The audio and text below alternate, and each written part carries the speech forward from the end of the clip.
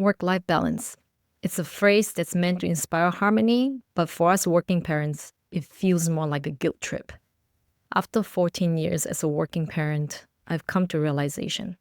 Balance isn't the goal. It's time to let go of this impossible standard and aim for something better. Work-life flow. In today's video, we'll dive into why the concept of balance just doesn't work, what it means to embrace flow instead, and how you can make this mindset shift to feel less guilty and more fulfillment in your daily life. Let's get into it. Hi, I'm Ling Epson, a certified executive and leadership coach. The problem with work-life balance is that it assumes everything in our lives can be perfectly divided, like a scale that never tips too far in one direction. But real life doesn't work like that. It's unrealistic. Most of the time, life is chaotic. You're shifting your attention, juggling priorities, feeling like you're constantly behind. It creates guilt when we fall short of balance. When work spills into family time or vice versa, it's easy to feel like we're failing. It ignores life's ebbs and flows. Life isn't static. Some weeks, work demands everything you've got. Other weeks, your family or personal life takes center stage. The balance model doesn't leave room for that natural rhythm. So, instead of chasing balance, let's talk about flow. Flow is about recognizing that life is dynamic, like a river. There are calm stretches when everything feels under control, and then there are rocky rapids when you're just trying to keep your head above water. Some weeks, your kids need more of you, and work takes a backseat. Other times, your work lights you up, and your partner steps in at home. It's not about perfection. It's about presence. Instead of feeling guilty about what you can't do, focus on where your energy is needed most. Flow is about being fully present in that moment. By embracing the natural ebb and flow of life, you release the pressure to get everything right all the time.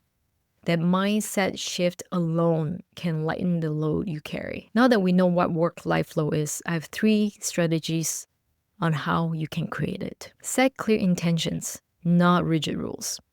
A study from the Journal of Personality and Social Psychology found that setting daily intentions improves focus and reduces stress. Instead of aiming for a perfectly balanced schedule, ask yourself, what's the most important thing I need to focus on today? Let go of tasks that aren't urgent or essential.